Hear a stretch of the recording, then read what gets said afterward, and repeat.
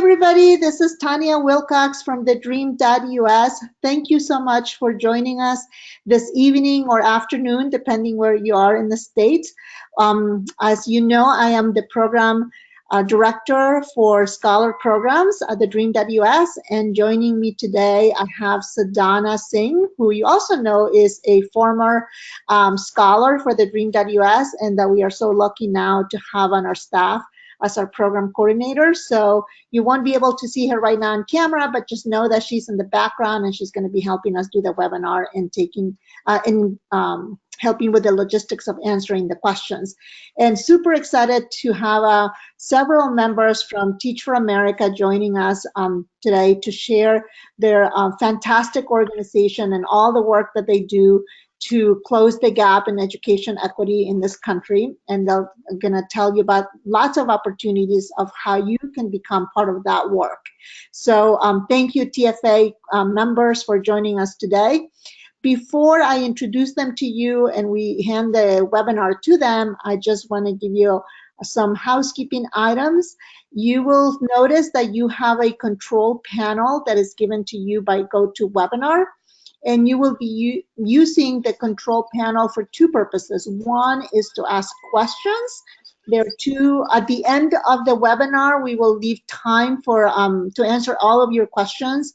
And you can ask your questions in two different ways. On your control panel, you'll see that there's a little hand like this where you can click, and if you click that, we know that you have raised your hand and that you want to ask your question using your voice verbally. So when we pick on you to answer your question, just unmute yourself and then you'll be able to talk and we can hear you. The other way that you can ask a question is on your control panel, you'll see there's a question box. Just type in your question right there, and then at the end, we will read your question aloud and answer your questions. The second thing that you should know is that throughout the webinar, we are going to be pointing you to certain handouts that we want you to download. So you'll see on your control panel that there is a handout section. If you click on that little arrow, all the 4 handouts will appear there. And if you click on the name of each of those handouts, you can go ahead and download those on your computer. Or on your phone. So if you want to start downloading those now for yourself, go ahead and you can start doing that. But otherwise, when you hear us talk about the handouts, that's where you can find them. Okay, so that's about housekeeping. I want to introduce you to a couple of the presenters. As I mentioned to you, TFA was founded over 20 years ago, I believe, with part of their mission was to make sure that students in under-resourced communities received a quality education, and they've been able to do a lot of different programs to help that happen. One of the main ones is to bring students or undergrads to teach in different communities across the country. So today we are lucky to have 2 other members talk to you about what opportunities those are. So first, I want to introduce you to Lorena Atul Romaine, who was born in Michoacan, Mexico, and she immigrated with her family to the United States when she was 9 years old. She's been an activist pretty much since she was all her life. She co-founded Cambiando Tu Futuro, a grassroots organization dedicated to organizing and informing undocumented students of their rights in higher education. In Texas, and then she went on to the University of Texas at Austin, where she graduated with honors and received a degree in government and Spanish literature. And in 2014, she joined Teach for America. She's a superstar because while she does all that full-time work to support undocumented students to join Teach for America, she also is pursuing her master's in education at the Southern Methodist University in Dallas, Texas. So thank you, Lorena, for joining us. And then we also have Sebastian Pazmiño, who is a manager in recruitment for Teach for America in the state of Florida. Sebastian was born and raised in Quito, Ecuador, which is where I'm from too, guys. So here I have a compatriota, as they say in Spanish, joining me. He came to the U.S. when he was 18 to pursue his college. He graduated from the University of Florida, where I know we have some scholars with honors. And then he went on to work for various organizations. He obtained a master's degree in nonprofit and leadership also from the University of Florida in 2014, then joined Teach for America as an elementary school teacher. And now, as I mentioned, he is one of the recruiters for Teach for America. So with that, I'm going to turn it over to Lorena, who's going to tell you more about TFA and how you can all start your careers and develop your professions with TFA. So go ahead, Lorena. Thank you, Tanya, and thank you everybody for taking time out of your, I'm sure, pretty busy schedule to have a conversation with us. And this is really an exciting opportunity for all of us and as panelists to share a little bit with you about our experiences through Teach for America and the work that these amazing individuals have been doing and that we have been doing as an organization. So it's truly a pleasure to have this ongoing effort jointly with TheDream.Us to continue the work. And hopefully some of you will leave this conversation considering teaching as a potential profession that you go into in the near future. And so with that in mind, one of the questions that we wanted to sort of ground us in, and I know we're not able to see a lot of the responses, but just wanted to kind of get us kicked off by by doing it almost a little reminder of, by chatting in who was your favorite teacher. And so please take us a second to use the chat feature and just chat in who was your favorite teacher throughout your K through 12, or it could be even now in your college years. So that's sort of where we want to ground. We all had, at least I know for me, I had a teacher that was very instrumental in my journey as an undocumented student for many years, and just someone that was out there, knew that as an educator, I always had my back and always come back to ground myself in those memories and those folks that continue to be alongside of me and do the work alongside of me to ensure that I'm grounding myself because I'm here because of a teacher that supported me. So some of the things we want to cover, and I'm very grateful for all the folks we didn't have an opportunity for you to hear from a formal introduction from all the panelists, but you'll get to hear a little bit more about them throughout our time together. So some of the things we want to cover in our time is really, I'm going to shift it over in a few minutes to Sebastian, who's going to really ground us into some of the opportunities that you as a DACA recipient have to join our organization and really get you into the mentality and get you exposed to a little bit more. Potentially you have heard of Teach for America or maybe not. So really just starting to get some information out so folks are starting to learn a little bit more about what is this work, what it's going to take, and what does it look like time-wise. And then I'm going to take it over to just go over more specifically about our DACA support and what it looks like and what types of support you're going to have in your time if you decide to join us in the organization and do the work alongside of us. And I'm going to shift it over to one of our amazing alumni, Vanessa Luna, who is going to guide us through the panel.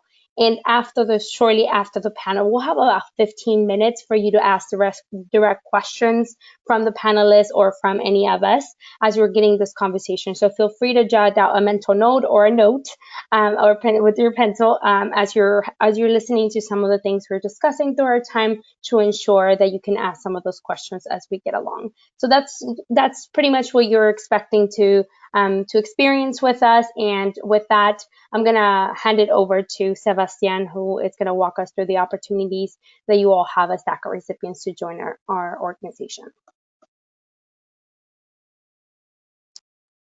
Awesome. Sebastian, thank you, Laura, so much. And Laura is about to play a video. I'm extremely honored to be here. I just want to call that out. It's an absolute privilege to be here, although I cannot see you. I love who you are, the resilience that you are, and the stories that each of you represent across this nation. I'm going to be hopping off like in about 30 minutes, but nonetheless, I'm going to leave you my email, and also Laura has all my contact information. So this is no goodbye. If you have any questions after I'm done, feel free to email me, call me, text me, and I'll be more than happy to support you through this. So a lot of you guys are coming from different backgrounds, whether you know about Teach for America a little bit or a lot. Here is an amazing video that we want to show you so it grounds you into who we are as an organization. All right, I'm gonna show the video and then I'll bring you right back.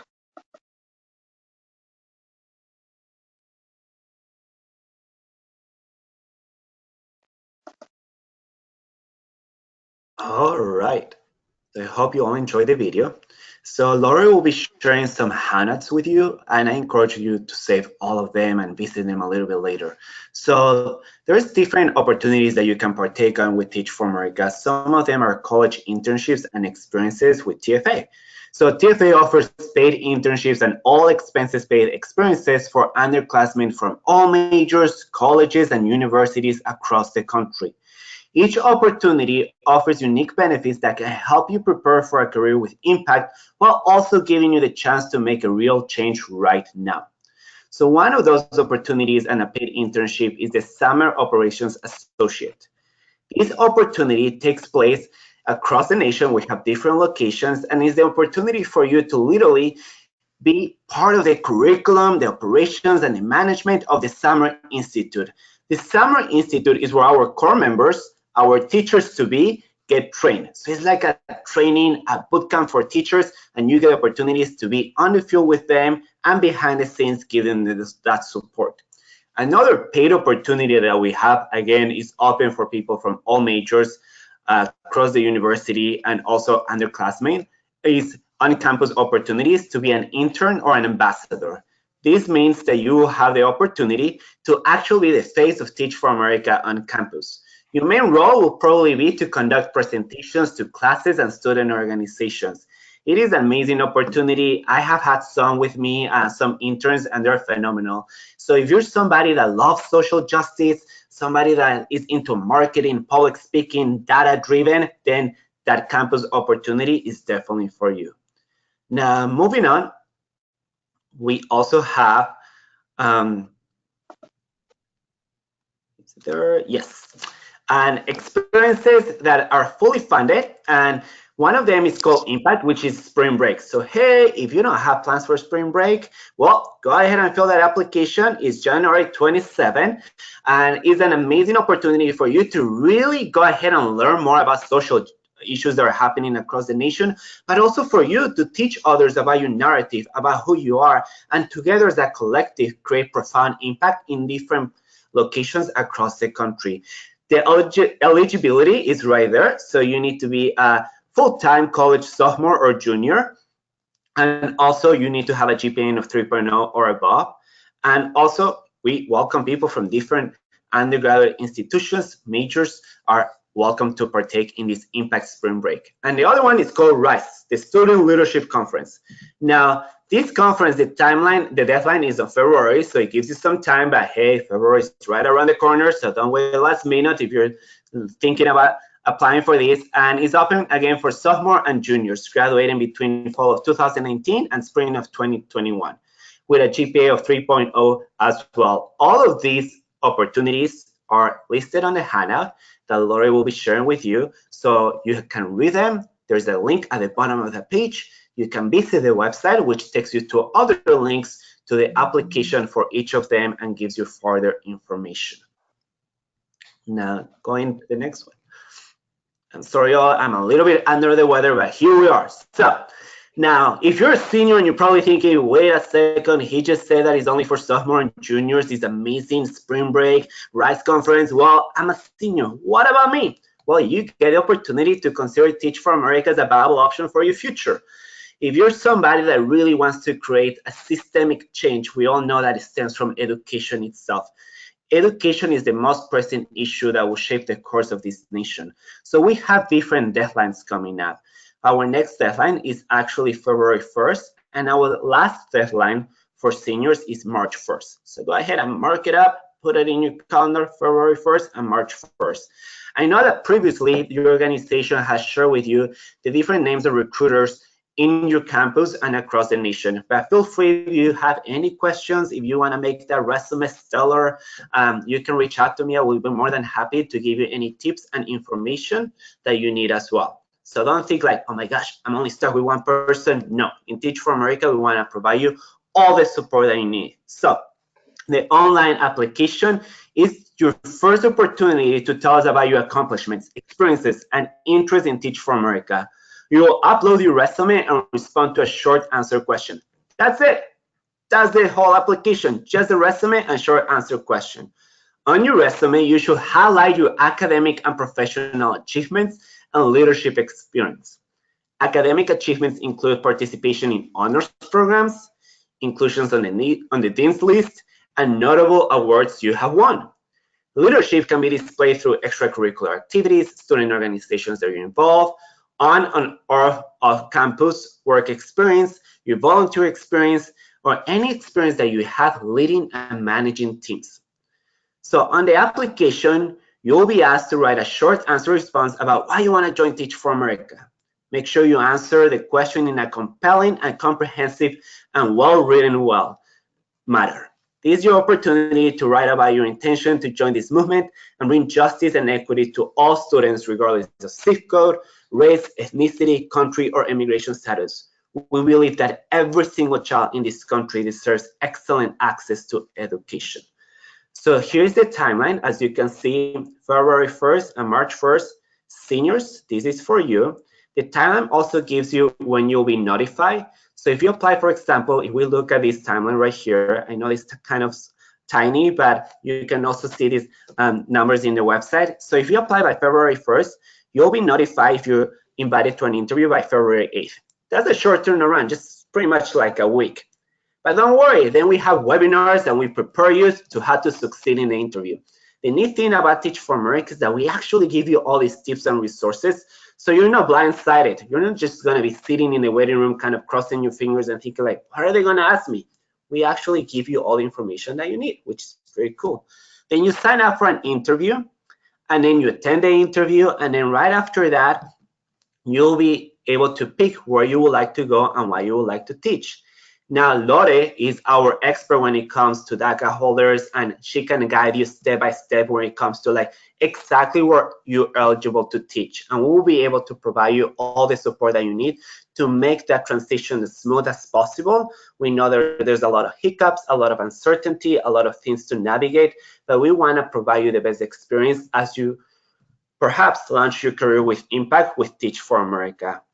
One thing, as you're looking into the website or perhaps a brochure, or if you get the opportunity to like talk with somebody and they tell you, yeah, you will have the opportunity to accept or decline. For example, by February 1st, it says that you have the opportunity to accept or decline by the end of March. Well, you will actually have all the way to the last deadline to actually confirm or decline. So there will be an extension given to you. And if you do want to apply and you're serious about it, again, we're here to support you. One-off, Lore and I and other people in the team can be communicating with you to make sure that transition happens in a smooth way. So I hope that you take a look at all these amazing valuable opportunities for you, from perhaps going to like a summer opportunity to teach and learn the behind the scenes, to going into an impact spring break, or perhaps just launching your career and really considering bringing excellent educations to all kids across America. So now back to you, Lore. Thank you so much, Sebastian. This is Tanya. Before we let go of Sebastian, just a couple of things. Scholars, when you're applying to one of these opportunities, please be sure to include in your resume or in your application that you are a TheDream.Us scholar, because we are developing a partnership with Teach for America. So we want to know, they will want to know that you are one of our scholarship recipients, and we also want to know that you're applying, right? So it can only help you. So definitely identify yourself as the TheDream.Us scholar. There was a question that came up about TPS holders, if TPS holders are eligible to apply for these positions. Can you address that right now, Lorena, because in case we have any TPS holders attending?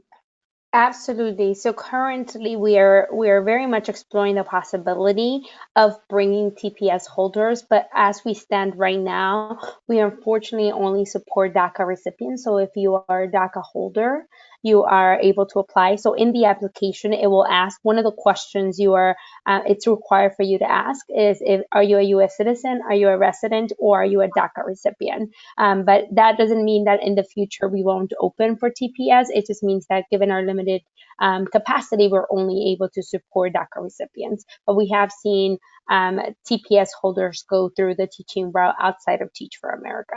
So if this is still a profession for you that you have been seeking or wanting to learn about, please feel free to either way contact us, because there's resources out there, but unfortunately we as an organization do not accept TPS holders at the moment.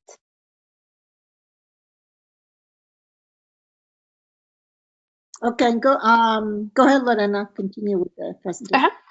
Thank you, Sebastian.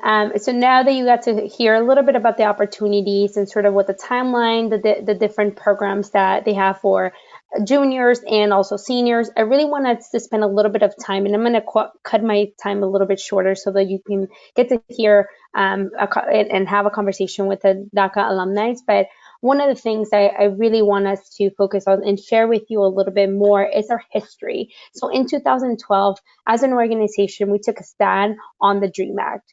And since DACA came into place in 2012, we decided to open our admissions to DACA recipients.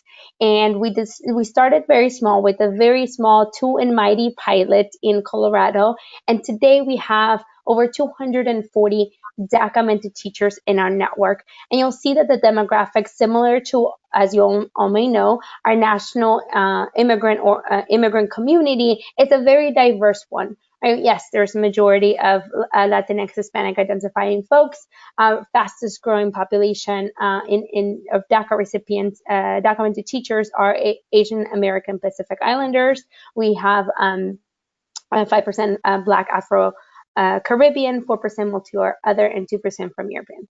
When you'll see in the website, and when you are looking, I highly encourage you into Teach for America to put in your Google search Teach for America DACA, because you're able to see a little bit more specifically as it concerns DACA recipients. And what I mean by that is that you'll see in our website, in our general website, that we have over 50 regions where you are able to teach.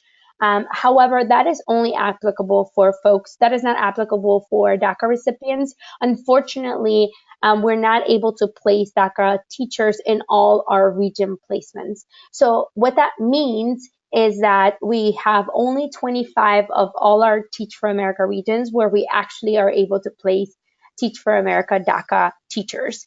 And so and you'll see here in this slide the different areas where we are currently placed. I know some of you might be coming from the Florida region and regions where we might not have, we might have Teach for America offices and we're placing, but we're not DACA region. You'll see that the red dots signify where we are able to place DACA mentored teachers, and the blue ones where we are not.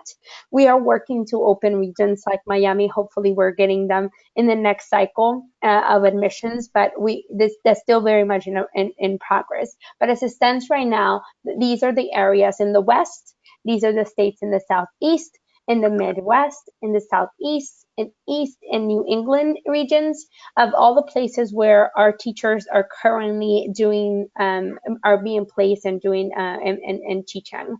But that does not mean that, so it might require some of you, and we do unfortunately have a big pool of folks who get admitted into Teach for America and are not able to teach in their place in wherever they are located due to this limitation that we have. So as you're thinking and considering this opportunity, I encourage you to look at this at the website at Teach for America DACA support to ensure that you're looking at where regions and considering that potential move and what it might require you to move to a whole different region.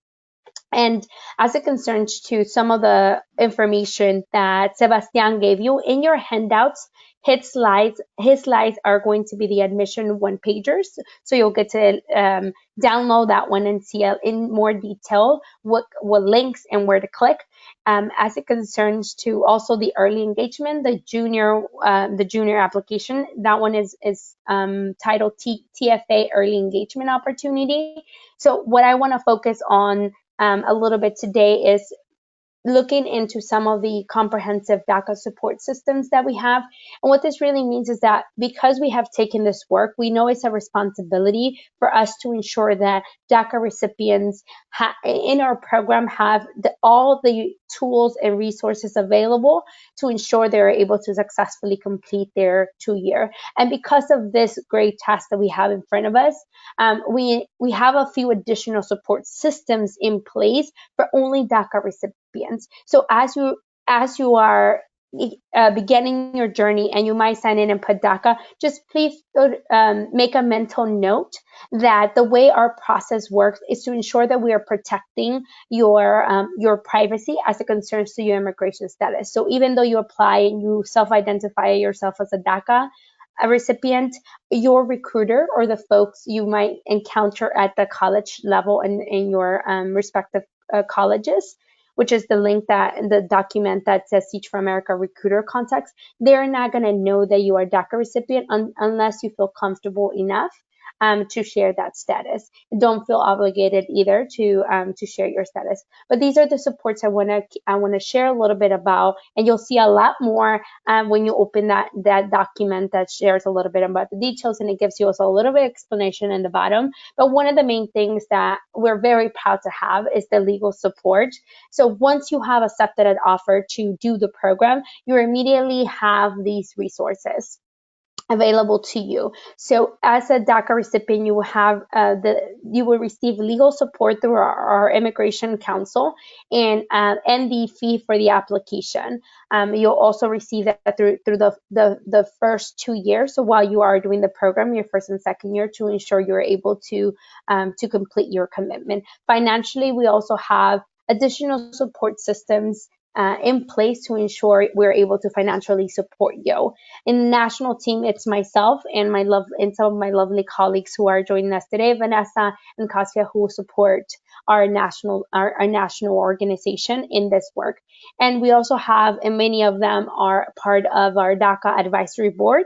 And these is amazing group of individuals that guide us and advise the organization on how to continue to support folks that we have in the organization now that are DACA recipients, but also all of you who are incoming. So that's sort of some of the different opportunities that you have. You have a team at the regional level and also at the national level. So wherever you end up getting placed in the region, in the state, in the city, you'll have somebody that is going to be able to support you locally. And then you'll have my team as well that will be checking in and supporting you throughout. And some of the great things that have come, and I know that there was a picture of a few of us of the DACA board in a slide of Sebastian.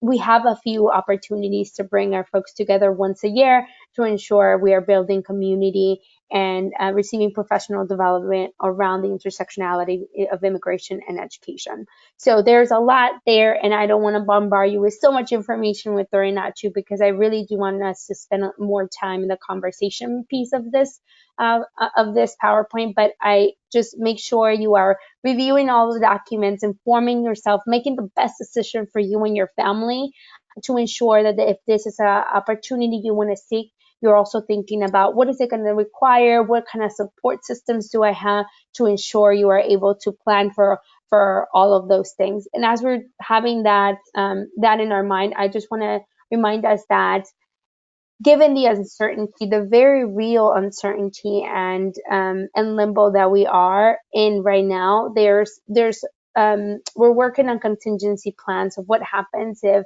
there's a termination, what happens if there's, you'll see in our comprehensive supports, emergency release funds in the event that you, for whatever reason, you're not able to renew and relocate home. So think really carefully about those things as you are considering applying to the organization. And I know that our amazing panelists, who I'm going to turn it over to in a few seconds, are going to share a little bit more about their experiences, more on the, like, what does it look like? Now that you heard from Sebastian of the different opportunities and the timeline, and for me, a little bit about the support, I want us to have a more intimate conversation and real experiences of just amazing alumni that I have to have the pleasure to work with to ensure we are having a bigger picture of what this work entails. So I'm going to turn it over to Vanessa Luna to introduce herself and the rest of our colleagues who are joining us for the panelists. Thank you so much. Vanessa, it's all yours.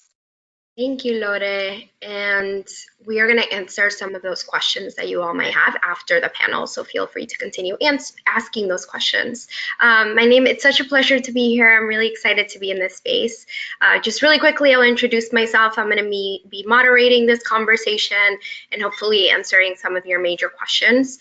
But my name is Vanessa Luna. I did Teach for America in 2014 in Los Angeles. I taught in the San Fernando Valley, the beautiful San Fernando Valley. So if anybody's from there, I absolutely loved it out there. I taught 6th grade social studies in LA, and then after my commitment, I also taught in New York City. I attended Binghamton University in upstate New York. So anybody from New York or from upstate New York, that's where I went to college. I was a history major with a minor in immigration studies and education. Currently, I am the co-founder and chief program officer of M-Schools. I have the pleasure of leading and co-leading an organization that supports undocumented students through the K-12 setting. And I'm also a Teach for America DACA board member. So Lorena mentioned this a little bit already, and that's the reason why I'm in this space.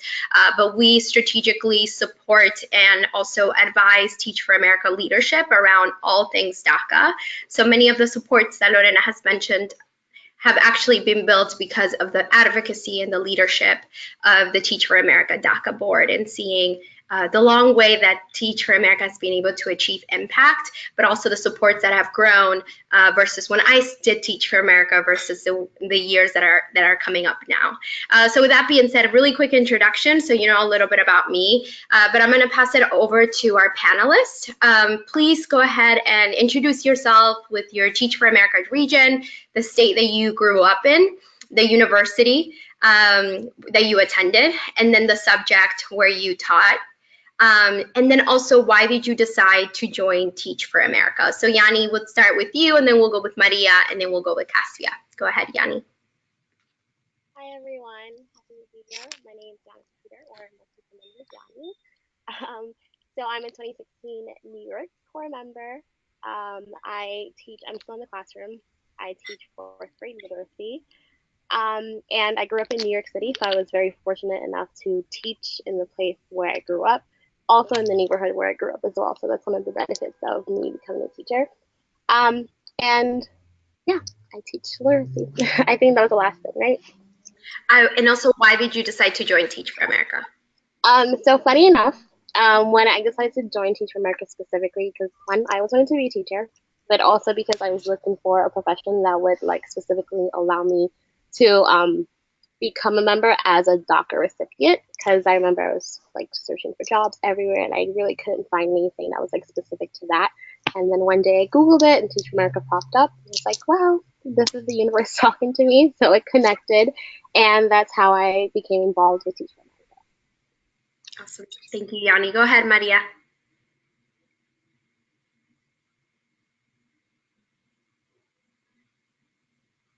Maria, we can't hear you. Hello, everyone. Now you're good. Can you hear me now? Hi, everyone. My name is Maria. I grew up in California.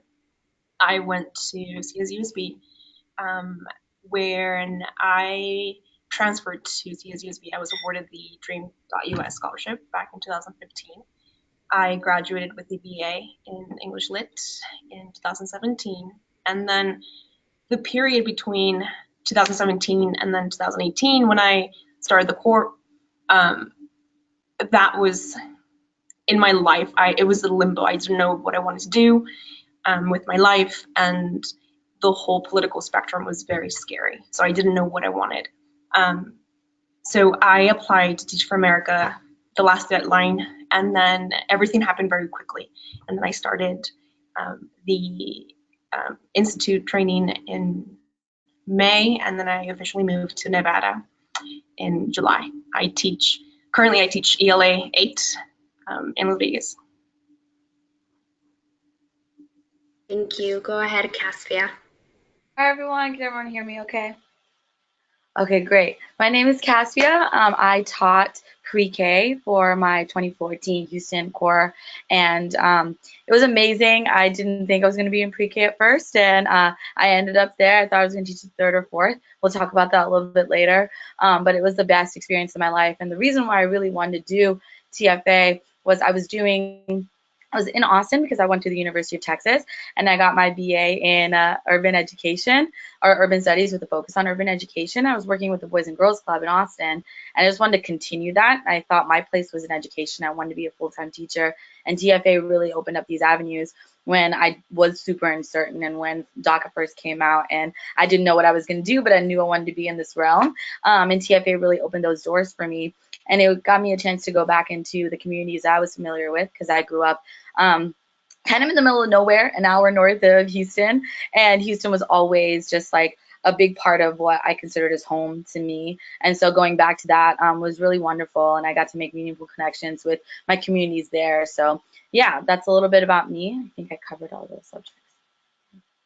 Thank you all so much. So as you can see, there's various different reasons why many individuals join the Corps and their trajectories. We're going to go into that a little bit more. But a part of being a Corps member is being a full-time teacher. And teaching, at least for me, was one of the most incredible things, or the most incredible thing that I will ever do for my entire life. And I know that very much. So I would love to hear from each of our panelists what has been the most transformative part about teaching, and how has your experience as a documented teacher impacted your teaching practices? So we can actually start with Caspia first, and we'll work our way back. So it'll be Caspia, Maria, and Yanni. Great.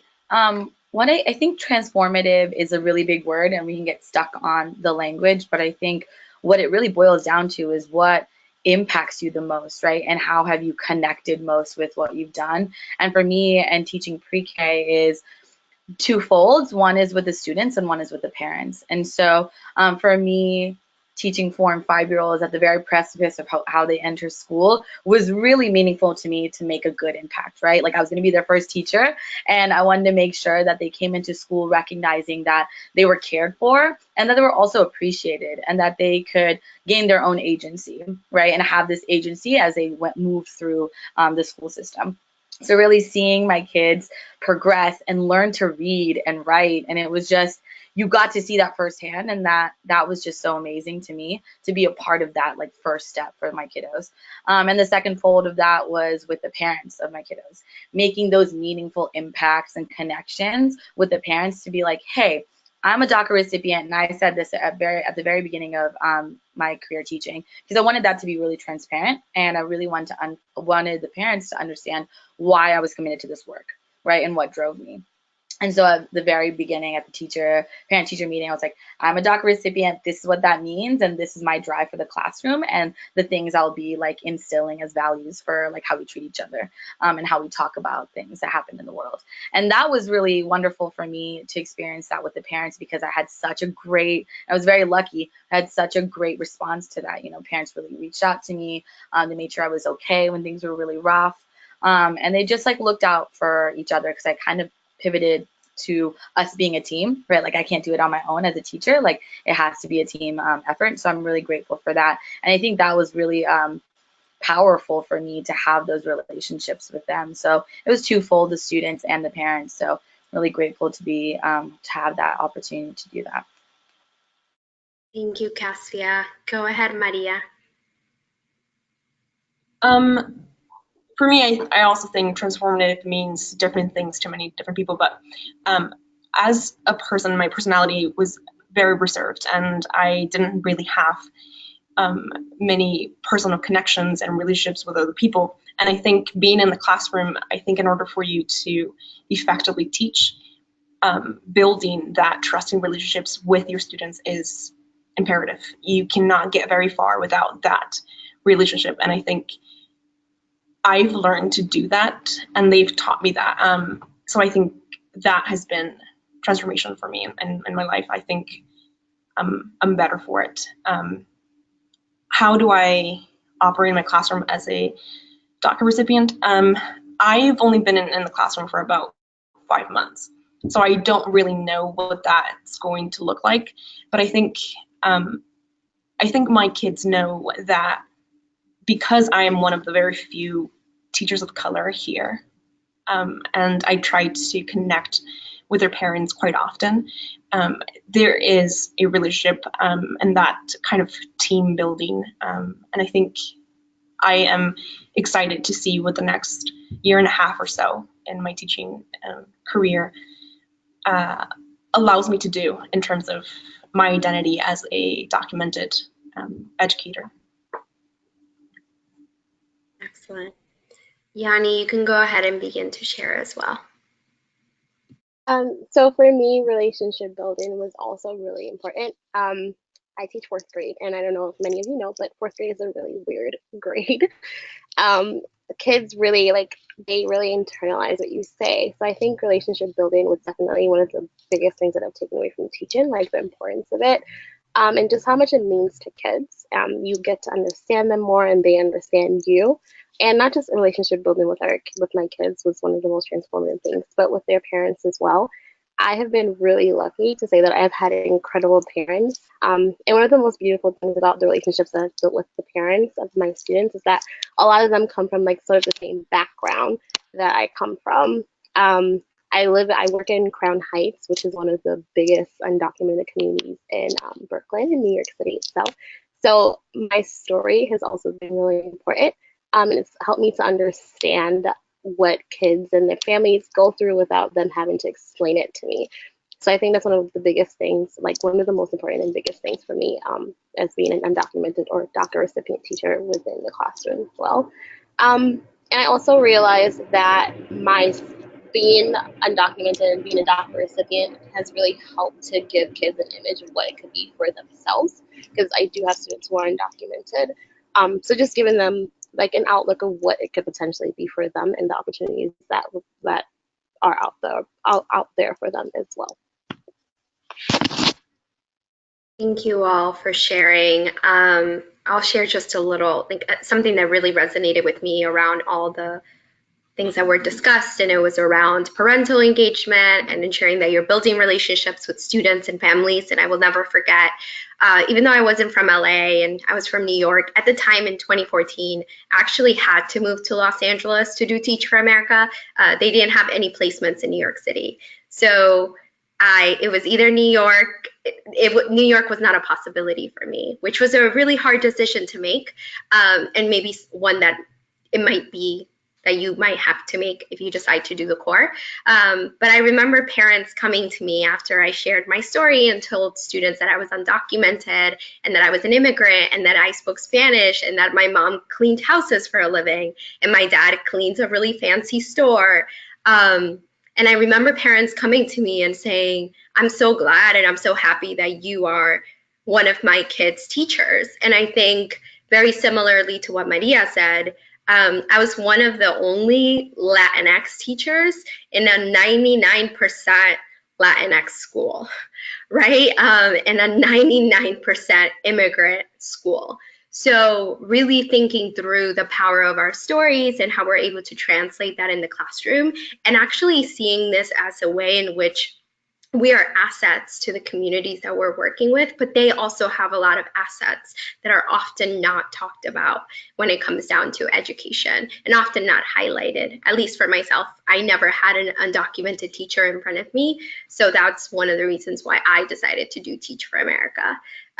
With that being said, we also know that there are challenges when it comes down to not only teaching in any role in any job that you go into, but in particularly as a documented recipient, and in the intersection, you are also a teacher. So we would love to hear from you all. What are some of the challenges that you experience as a documented core member at Teach for America, and how were you able to overcome those challenges? So we can go ahead and start with Yanni, and then we'll go with Maria and Caspia.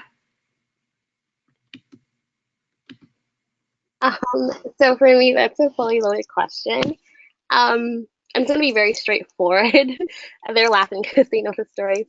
But one of the things that I've experienced as an undocumented teacher in the classroom, a big challenge for me is work permit and having it renewed.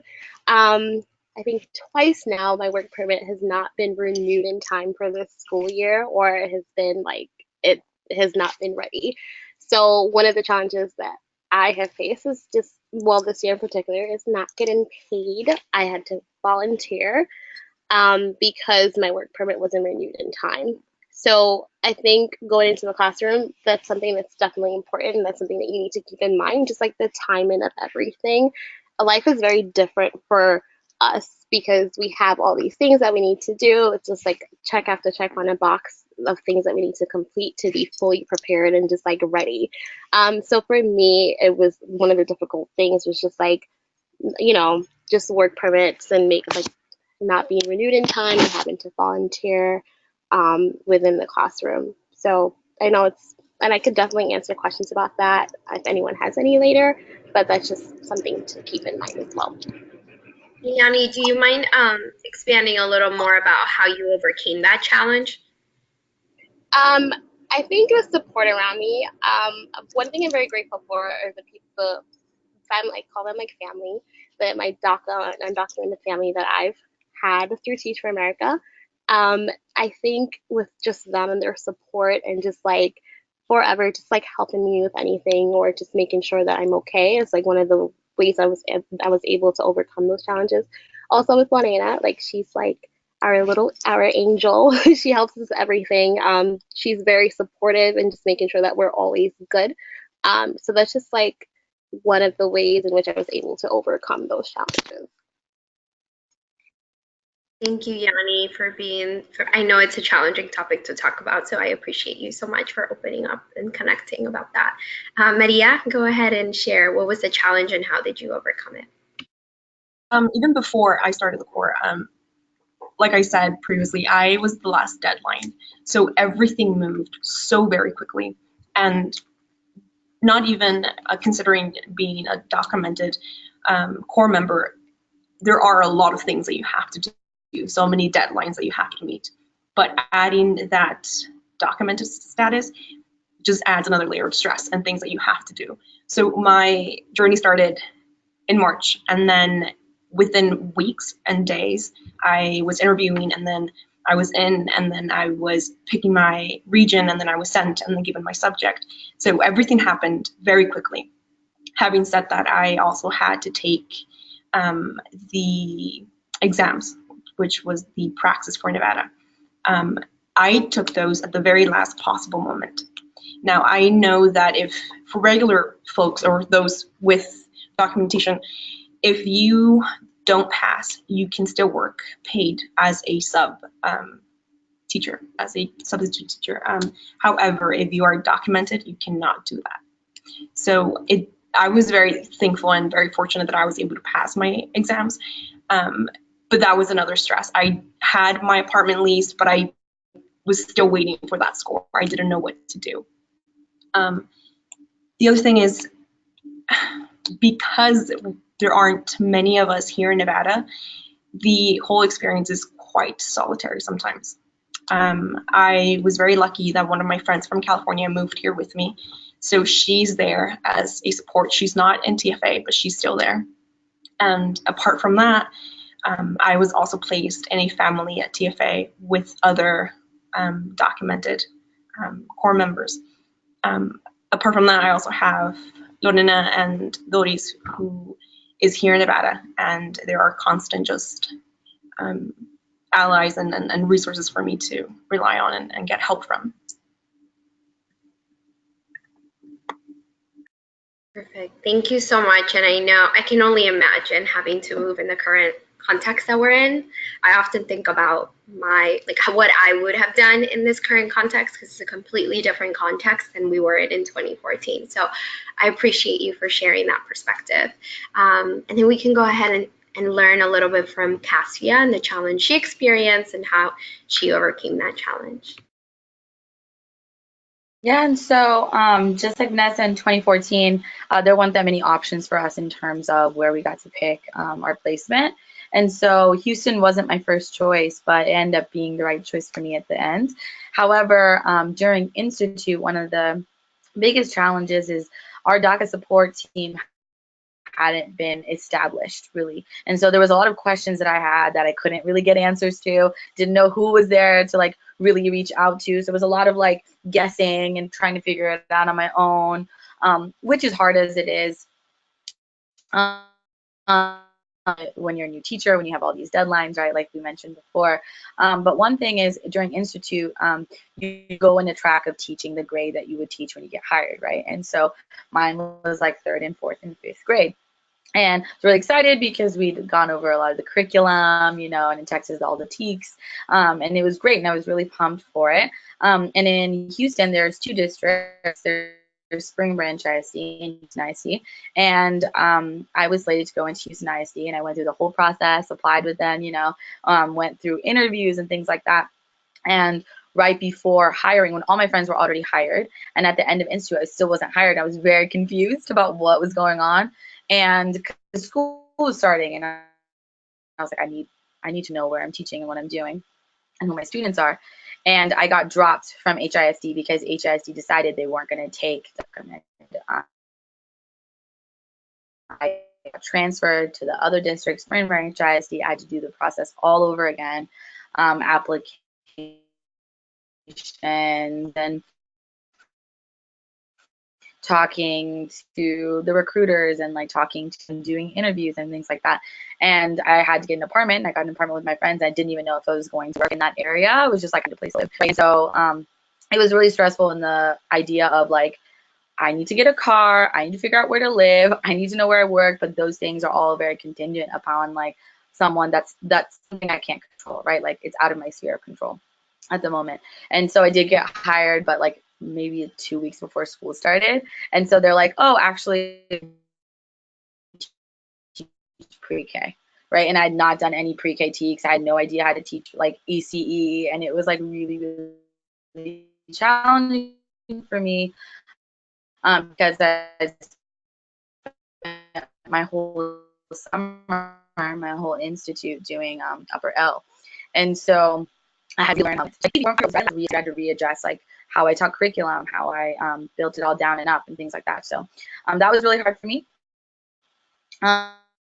Ways I got around that is I had really supportive administrators that gave me a lot of after a trial of being like, I don't know what I'm doing yet, right? And so I need all the support that you can give me.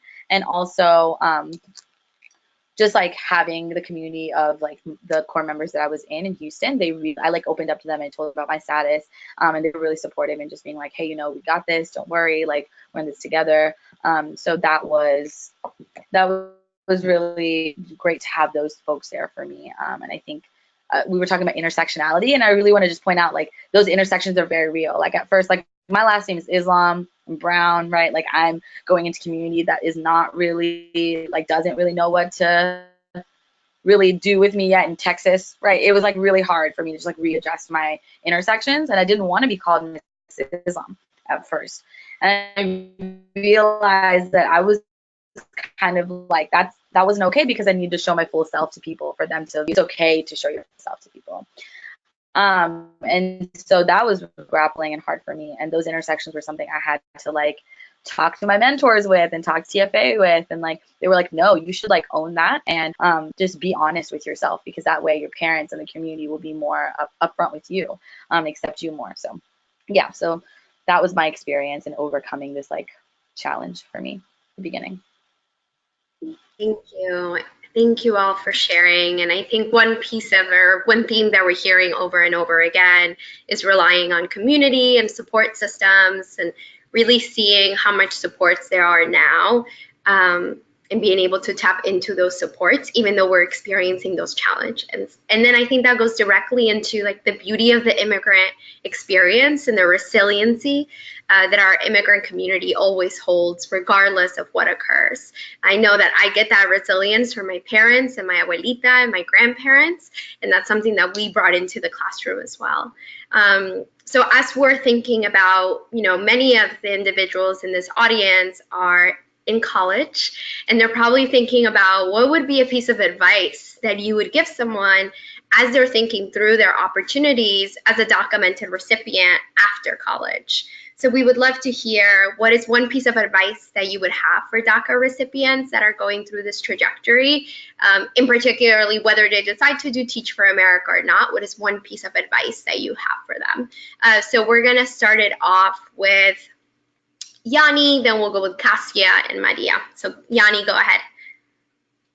I think my biggest piece of advice is really to trust your story and really like never be ashamed of it and just accept it and understand that just your story, if you'd like to share, can help someone else. I think for me, being on the DACA board, like I always say, like they're the ones who really helps me to share my story. I was always like very like, no, I can't tell people that. But really and truly like trust your story, never be ashamed of your story, and just like understand that you are important and what you have gone through matters a lot. Thank you, Yanni. Go ahead, Cassia. Yeah, my big advice is to reach out to your communities, to your folks that are going to be like the backbone of what you do. And that really helped me to like know that I have people that are going with me through this all. It is so, so wonderful to like know the strength in your community. And that gives you resilience, right? It gives you strength and it gives you purpose to know that there's a community behind you that's going to hold your hand and like help you up and vice versa. So find those communities, grow those communities, and invest time and energy into those folks, because they're the ones that are really going to understand you without having to explain yourself. Thank you.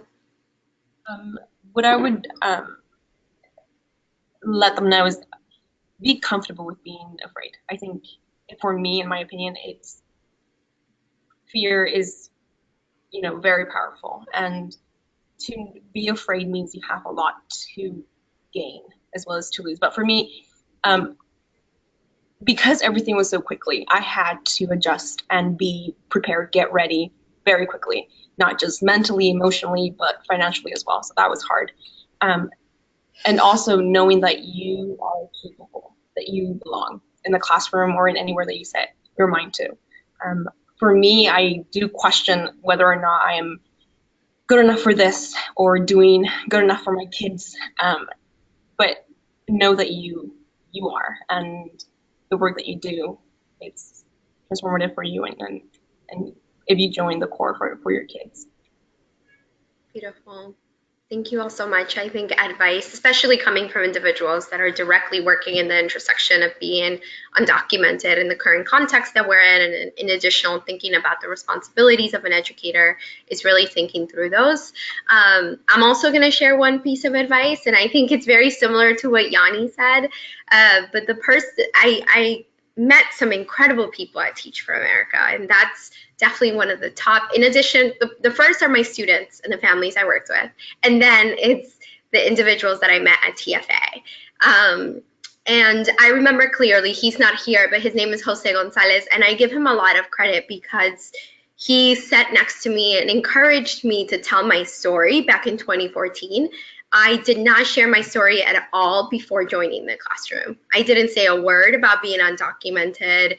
I was never I was never engaged. I was never involved. I wish I knew about the Dream.Us back then, or I didn't even know if it existed or if spaces like those existed. And when I joined Teach for America, it was one of the first times that I actually interacted with a large amount of undocumented people. In Los Angeles, there were 10 of us in 2014. So it was a really big group of us for me. And they were all just incredible, incredible human beings. And Jose sat me down one day. We were going to do a training, which is what I do for a living now, which is crazy, around supporting undocumented students and families. And I told him, I don't want to share my story. Like, I wish you could come. I'll pay for your cab. There was no Ubers back then because this is 2014. And he told me, like, no, Vanessa, you're here for a reason, and your story is important and it's meant to be heard. And that has really, really stayed with me for a really long time, because my time in the classroom empowered me to really think about how my identity was an asset and how it could actually build a bridge between the communities that we work with and us as educators. And not only can students and parents see themselves in me, but we're able to learn and have conversations in a greater way. So my biggest advice is to listen to others, and in regards to thinking through the advice that they give you, and to really make you realize that your story is really valuable and important. And I love Jose. He's amazing. He went to Penn. He's not here, but he works on Teach for America staff. He's actually a coach now with Teach for America, which is really exciting. The last question that I have for you all, as many of you might know, I know it wasn't really mentioned here, but Teach for America and the program in itself, it's a 2-year commitment.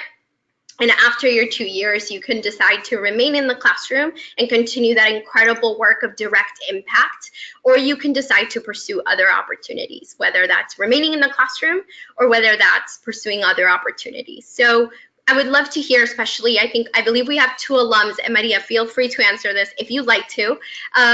But we do have 2 alums here, and I would love to hear what are some of your aspirations for the future, and how has the time in the classroom inspired some of those aspirations? You can start with Caspia, and then we'll go with Yanni. Okay, so when I was in the classroom, so it was in 2016, it was the end of my 2nd year, and I was deciding, like, should I stay in the classroom for another year, or should I do grad school? Those were my 2 big things. I think the thing that impacted me to pursue grad school was in my classroom, my community was vastly shifting into becoming a lot more multicultural. So we had a large Hispanic Latino population, but we also had a large Middle Eastern and refugee population. And for me, that was really interesting because in my time in the Corps, or doing Institute, we hadn't really discussed the idea of like refugee education, and what that meant for the growing populace for our kiddos, right? Like, how do they interact? In what ways does language barriers work? And how do we get around those? And for me, coming from Bangladesh, where I grew up and where I was born, that was a huge part of me growing up, right? And like, there was no Bengali translators, and like, you know, a lot of the time, I think all of us have to translate for our parents, right? And for me, it was really hard because no one could fact check me to see if I was like translating correctly. And so that's always been just a big part of me growing up as an immigrant with my parents. And then that resonated with me when I had these refugee kiddos in my classroom. And I really wanted to devote my time and my next few years into international education. So I moved to New York, and I recently graduated from Columbia with my master's in international education development with a focus on families and communities, doing work for like research work for UNHCR, which is the Human Rights Campaign. And it was a wonderful experience, a wonderful 1.5 years of my life. And after that, I'm still thinking through like, what does that mean for me, and what track does that mean for me? And for me, I think that working with any kind of diverse community, especially here in New York, where it's like just, you know, an outpost of all that work, I'm putting myself in the direct line to set myself up for working with these folks that are coming in, to creating programs that are going to help our refugee and immigrant populations that are coming in. And so right now I work as a DACA support staff for Lorena, and I help incoming Corps members work through their like DACA timelines, work through just like any logistical questions that they have. And I want to broaden that impact more so to more immigrant communities. And I'm still in this bubble trying to figure it all out, just like we all are. But I think that, yeah, my line of work is definitely going to be in international education, and that's where I see my trajectory headed. Thank you, Caspia. And she always says it like it's no big deal that she went to Columbia University, but I think that's pretty amazing. And she's always been really inspiring. So if you see somebody else do it, then it pushes you to start thinking about, hey, I could do it too. So, Yanni?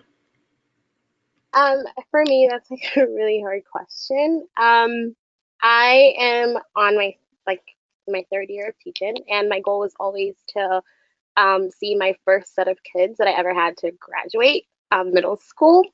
But as I've gone through like this year and my experience and stuff, I've realized that I do want to do more within the undocumented community. I don't know exactly what that is. I don't know if it's like something like what Vanessa does or what Lore does and Cassia, but I just know that I do feel like I need to give back more and like work more with our community. So I'm still thinking through it. I'm still like in the teaching realm, but I'm not exactly sure that it will be forever. Thank you. Maria, would you like to answer that question? I know you're currently a Corps member, but I I'm brand new. I've only been here for 5 months. So I think I would also like to see my first class of students graduate from high school, which is about 5 years from now. But because this job in TFA has given me the opportunity to fulfill that potential that the current administration is trying to deny and ignore, I do see myself in the education realm. So potentially, yeah. Thank you. Yeah, and to provide some context, most of our documented core members and alumni remain in the classroom. So I believe the last time that was tracked, it was about 80% of individuals who were DACA actually remain in the classroom after their 2 years. To give you some insight on myself, I taught in Los Angeles for 2 years, and then I taught in New York City. I wanted to come back home and have the opportunity to teach. I taught in the Lower East Side of Manhattan, which is primarily immigrant. It was the most beautiful thing. My kids were from all over the entire world, literally reminded me of the beauty of New York City and why we're called that melting pot, and which Caspia referred to a little bit more.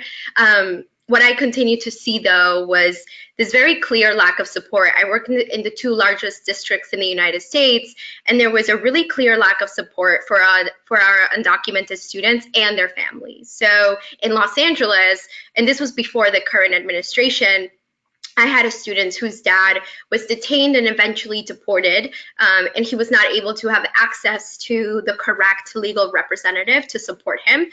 He actually hired somebody who, it was essentially fraudulent, who charged him an X amount of money and never showed up to support him, and that led for him to not have the right representation, and it eventually led for my student to literally disappear in front of my classroom. And no one talked about it in my school. There were no resources for him. There was no kind of connection. When he went to the school, they gave him a letter that was about less than a paragraph long, justifying why he should be in this country. And that, in addition to what I saw in New York, especially after the election, where I had students coming to me telling me at 12 and 13 years old that they were going to need to leave school because the current president was going to deport their families and they needed to have a job because they were the only ones in their families who had papers. That really pushed me to start thinking about systemically, how can we support the undocumented and immigrant families in the K-12 sector? So that led for me to work with Viridiana Carizales, who I actually met through Teach for America. She's an incredible woman and an incredible co-leader, and we co-founded M Schools. Actually, we launched the past year. We've been able to train about 1,000 educators, impacting about 30,000 students in the past year alone. So we're very, very excited about our impact. I've become a social entrepreneur, which is weird to me because my mom has a business and she doesn't call herself that, right? She cleans houses with a bunch of other people. But that's the label that's said. But my abuelita was an entrepreneur. She sold tamales and ceviches in Peru. My mom is an entrepreneur, and I guess I've become an entrepreneur as well. I saw a need and really wanted to address that need. So that's just one type of trajectory. We also have another incredible DACA alumni. Her name is Rita Montoya. She's doing incredible work down in Phoenix, Arizona. We have someone else named Jamie Ballesteros. He works at a hedge fund now in Stamford, Connecticut. And then I also have many of the individuals that I know are still remaining in the classroom or working in roles around education and equity. So it really, really depends around what trajectory you decide to go into next. But I know that many of the folks that are in these spaces really value the fact that they have lived in the intersection of immigration and education and want to bring that story forward. So with that being said, it's about almost 8:20, so we definitely want to answer some of the questions that you all probably had. It was an absolute pleasure. I want to really, really thank everyone in this panel. We're still going to answer questions. I'm just going to turn it over to Tanya, and she's going to filter those questions over to us to answer. But with that being said, I appreciate you so much for this space, and I appreciate all of you and your resilience and your beauty. And I'm going to pass it over to Tanya to hopefully answer some of the questions that you all might have had. Okay, thank you everybody for all of those inspirational words and for sharing your experience. We have several questions that have come in, but before I start reading some of the questions for you, just I wanted some clarification here. One was, we've been talking a lot about the teaching experience of the core members after students graduate from college, which is, going to teach for 2 years at a particular region. But for those scholars that are attending who are sophomores and juniors now, would not be applying for these teaching positions until you're a senior. Just to remind you that the opportunities for those students are the spring break, an impact opportunity, and also the conference. So if you're a sophomore or a junior, you can apply to those two opportunities. And Lorena, maybe you can tell them a little bit more about what each of those mean. Like, what is the spring break opportunity and what's the conference all about? Lore, I can take it just because I used to work on Teach for America staff, and that was one of the things that I had to talk about. So when it comes down to impact, it is more rooted around it's a week trajectory in which you're working towards literally creating impact in Tulsa, Oklahoma. So you go and you do community service, you learn from Teach for America alumni, you spend most of the time that whole week really thinking about the impact that you're making and addressing issues around equity in regards to race, class, gender, sexual orientation, and sometimes immigration status. So that is a whole week long, and that's once again for sophomores, for juniors. So that's impact. And in regards to the name, if you think about it, that's what that means. When it comes down to RISE, RISE is more aligned to a leadership development opportunity. It's a conference that it's rooted around developing your leadership and understanding how Teach for America as a leadership development organization is able to suit that and support you in developing your leadership.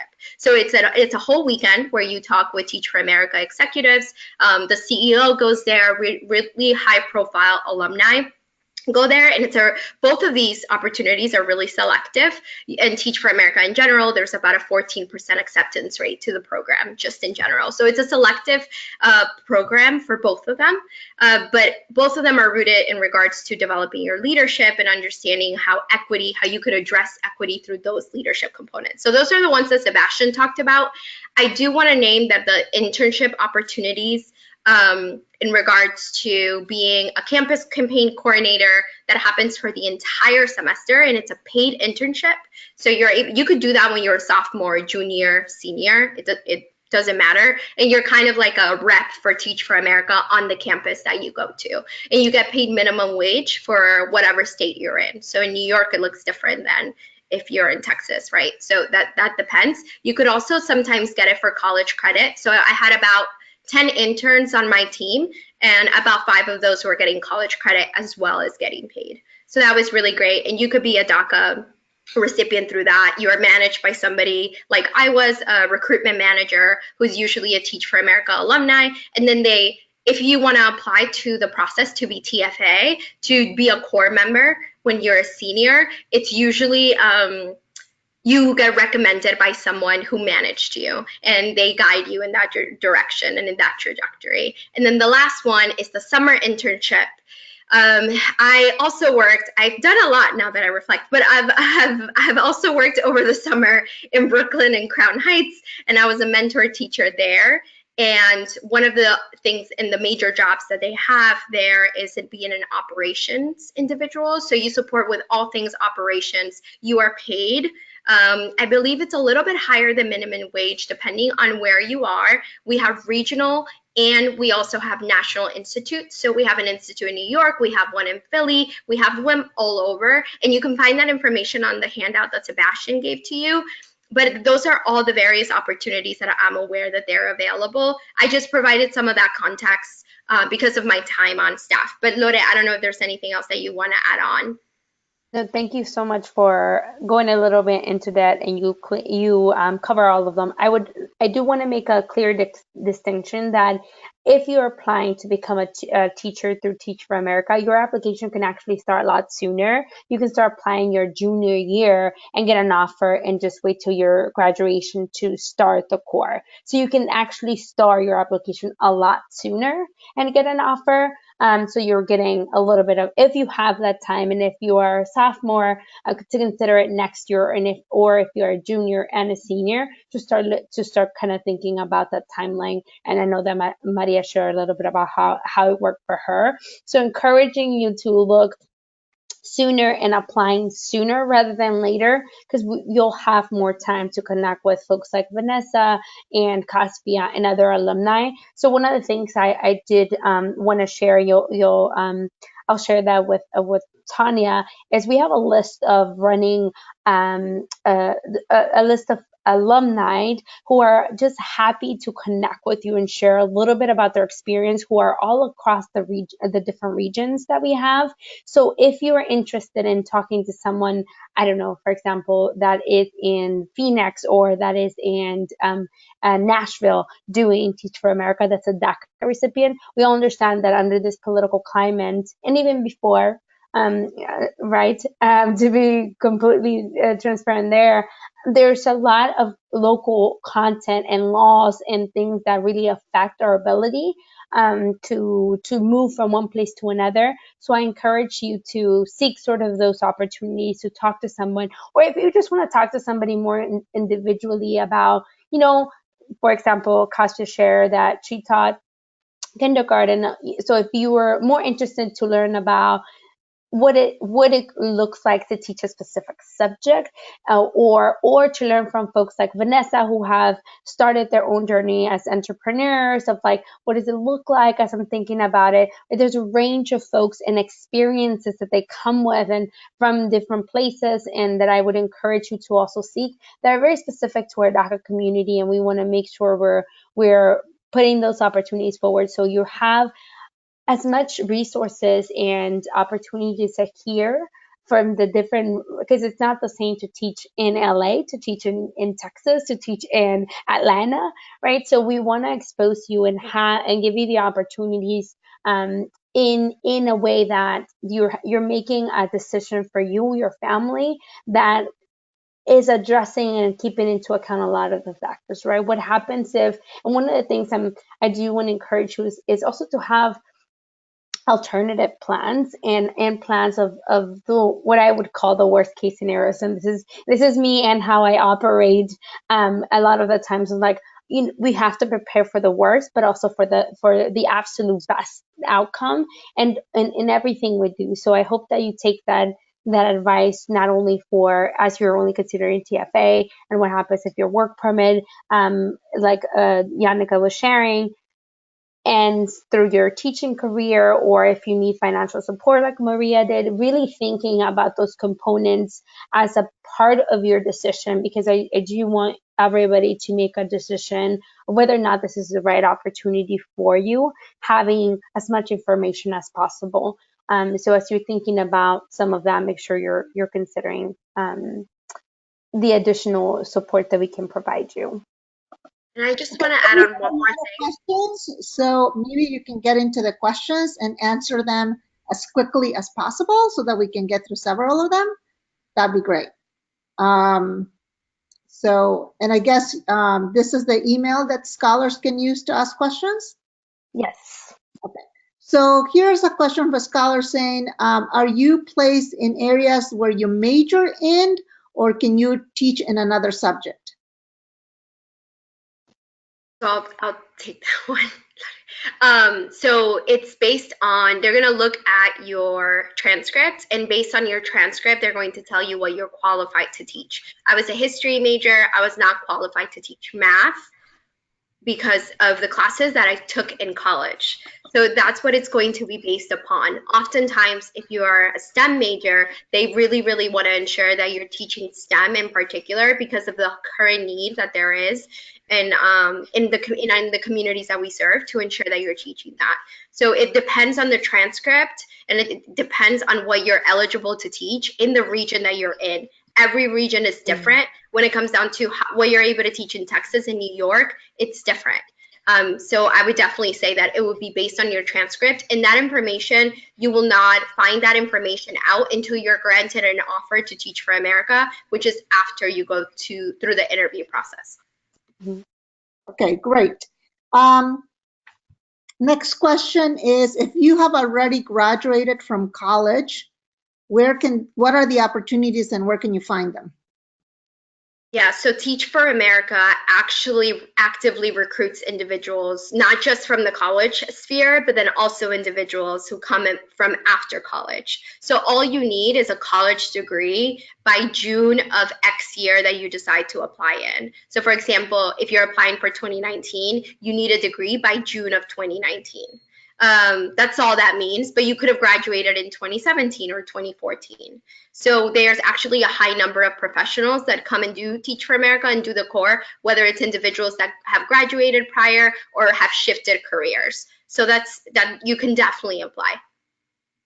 And a senior who's graduating in the fall of 2019, so graduating in December of 2019, they're asking if they can apply now. So they would have to apply as a 2020 core member, and applications for that, you would technically be applying as a junior.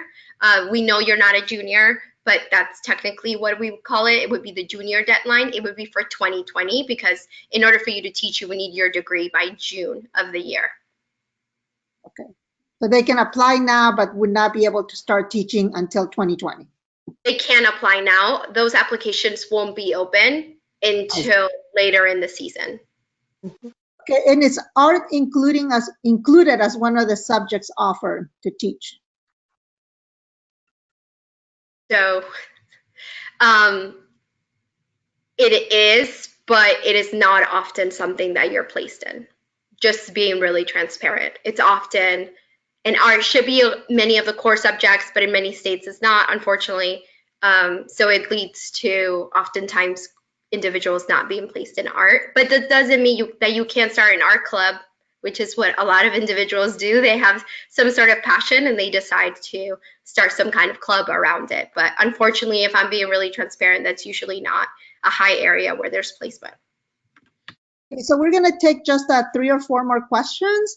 So before I start reading those out loud, scholars, if you have not downloaded the handouts on your control panel, just to remind you to go to your handout section and start downloading those 4 handouts where you can get a lot more information, okay?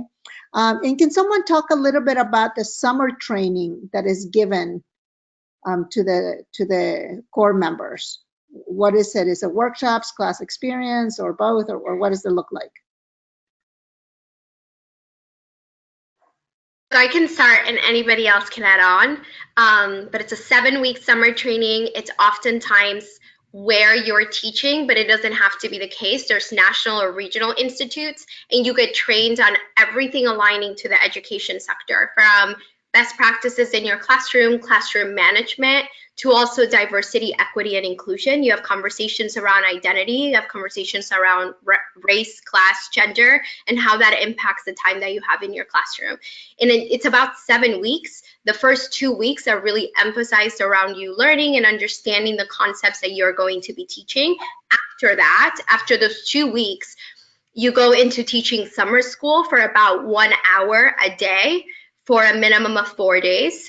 You are now in a room with about 15 to 10 students, but you are led and supported by oftentimes someone who's going to be your coach and support system through that process. So I was a coach in Brooklyn, and I also had a coach in Los Angeles who was in the classroom with me to guide me. And you get this thing that's called real-time coaching, which is coaching in the moment. And then you also get debriefs that happen after. So a lot of that is just tangible experiences that you're having in the classroom during your 7-week training. So it's a combination of workshops, of hands-on experiences, and then also a lot of reflections aligning to that. And then after your 7 weeks, you oftentimes get professional development from the school or the school district that you partner with. So in addition to those 7 weeks, I received 2 weeks of additional professional development.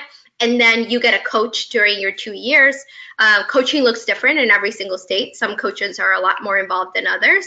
And then you also get help from your certification and usually the master's program if you seek to do a master's program, or if a master's program is required for the region that you're in. If anybody else wants to add on. Yeah, I think the only thing I want to add is that in our website, you'll be able to see the different dates. Every region there's what we call national regional. So depending on where you end up getting a placement, where you will spend those 7 weeks that Vanessa was just mentioning to you. So it might look different. You might have to go elsewhere to spend those 7 weeks if there is a national institute. So just keep that in mind. And also timeline of it, because some school districts or some schools in some states might start sooner or have a different timeline. The time around is slightly different. Some may start as early as May, end of May. And so and ending the latest August. Right. So there's within that completing the 7 weeks. So just keep that in mind, that the timing, it's really attached to whatever region you get an offer to teach at. And can someone have the opportunity to work in a special education classroom? Like Vanessa mentioned earlier, part of how you get placement is really based on your degree that you receive on your undergrad, and what the specifics are in the states in the different exams you might end up needing to take to do such a class as to teach such a subject. So it's really determined on that, which is then what she mentioned earlier, determined after you get an offer from Teach for America. And I don't know if you have it.